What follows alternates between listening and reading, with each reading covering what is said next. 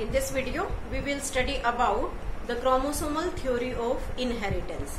Means how the chromosomes take part in the cell division, how the chromosome get inherited from one parent to the progeny. So let me start about the chromosomal theory of inheritance.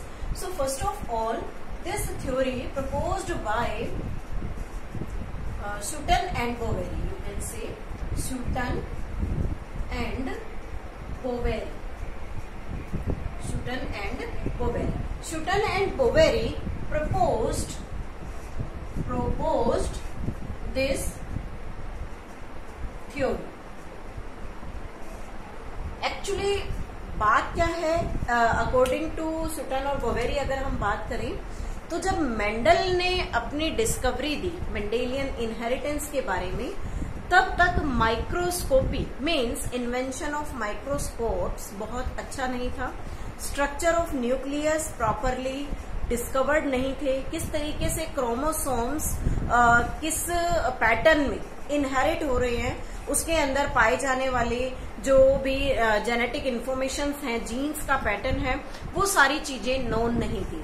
तो Mendel ने जो discovery की वो discovery normal inheritance pattern यानी कि hypothetically उसने emasculation bagging technique से perform की.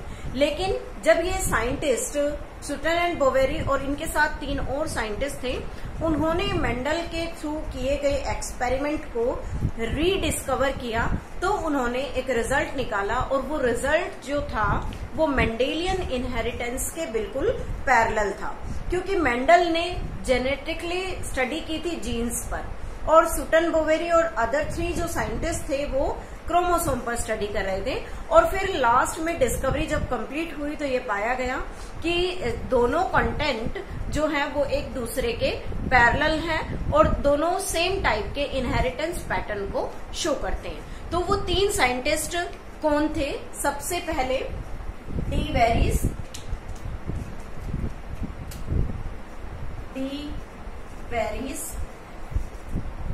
second one is the Correns, and third is Teschmark.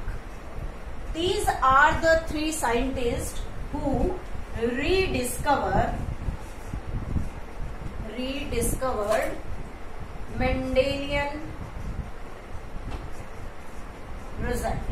Means Mendel ने जो रिजल्ट दिया उस रिजल्ट को दोबारा से जो डिस्कवर करने वाले साइंटिस्ट थे वो थे डी वेरिस जिसने म्यूटेशन थ्योरी दी थी, कॉरेंस और टेशमार्क. उस टाइम जो मैथमेटिकल एक्सप्रेशंस थे किसी भी क्रॉस को लेकर वो हाइपोथेटिकल थे जो मेंडल ने स्टडी किए थे. लेकिन जब इन तीनों साइंटिस्ट ने डिस्कवरी को वापस स्टार्ट किया तो they get parallel relation between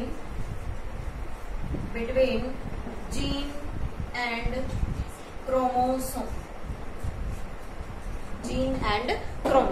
actually हुआ क्या था कि जो आगे क्या हुआ कि advancement of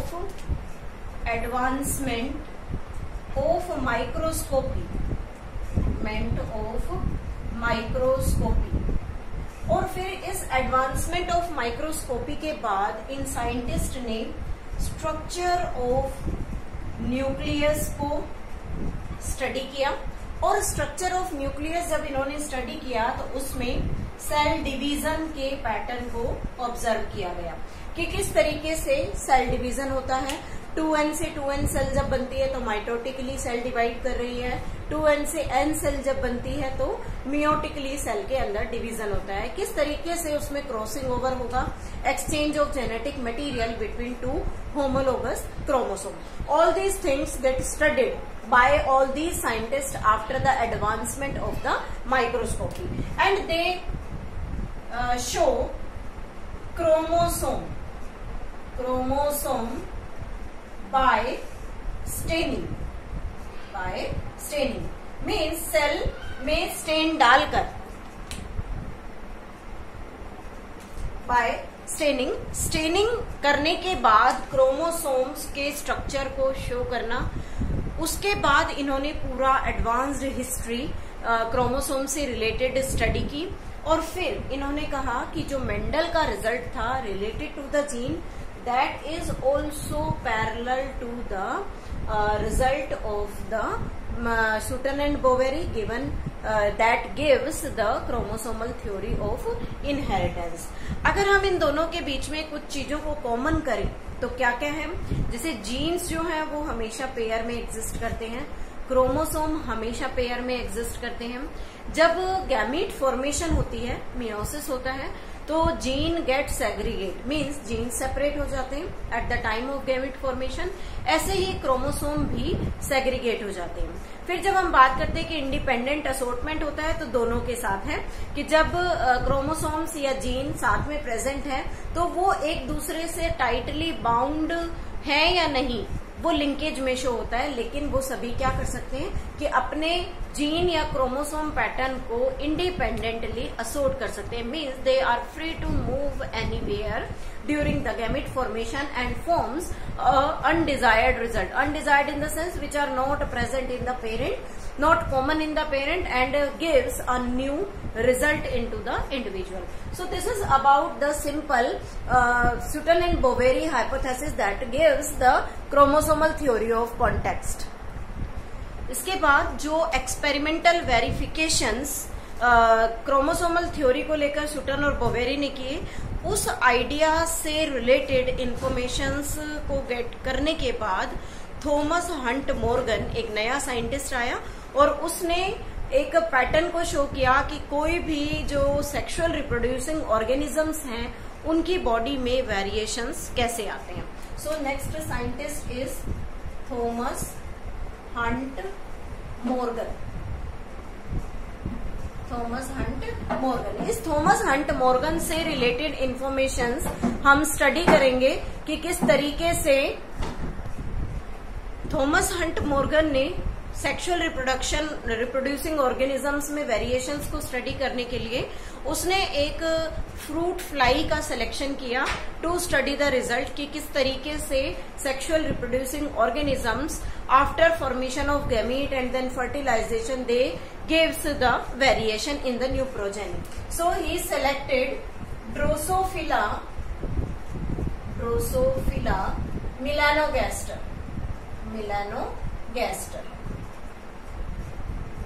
Drosophila melanogaster, it is the scientific name of the fruit fly. This fruit fly is taken for experimental study. Question पूछा जाता है कि इस फ्रूट फ्लाई को ही क्यों सेलेक्ट किया गया, तो उसके पीछे काफी रीजंस हैं कि why the Morgan selected only the drosophila melanogaster to study the variation coming in sexual reproducing organism during sexual reproduction. So first one is the male and female fruit fly can be distinguished morphologically means हम बाहर से ही organism को देखकर पहचान सकते हैं कि mail fruit fly कौन सी है और फीमेल फ्रूट फ्लाई कौन सी है। सेकेंड कैरेक्टर उसने जो स्टडी किया था ड्रोसोफिला में, मतलब रीजन क्या था उसका सेलेक्ट करने का, life comes from pre-existing one very fast we can say how much time it take, means it take only the 2 weeks to it complete, 2 weeks,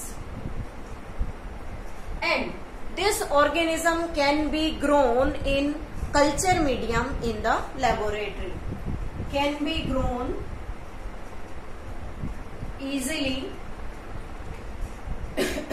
in synthetic medium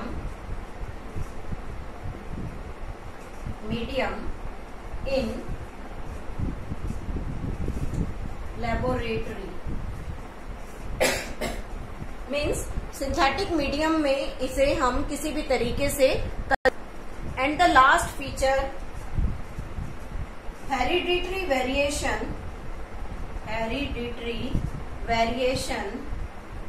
can be seen with a low power microscope. Means hereditary variations को हम किसी भी low power microscope से show कर सकते हैं. उसके अलावा एक फीचर हमने पिछले वीडियोस में भी पढ़ा है सेक्स डिटर्मिनेशन में, कि जो सेक्स क्रोमोसोम्स हैं XX and XY, they are similar to the chromosome as present in the human being. That is also the main reason to study the variation, how the variation takes place in human beings, or you can say in the Drosophila by sexual reproduction. So this is about the Thomas Hunt Morgan and his experiment, the organism he select, that organism, and what are the features of selection of the organism for studying its synthesis of the variation after influencing by the Thomas Hunt, you can say the Sutton and Boveri.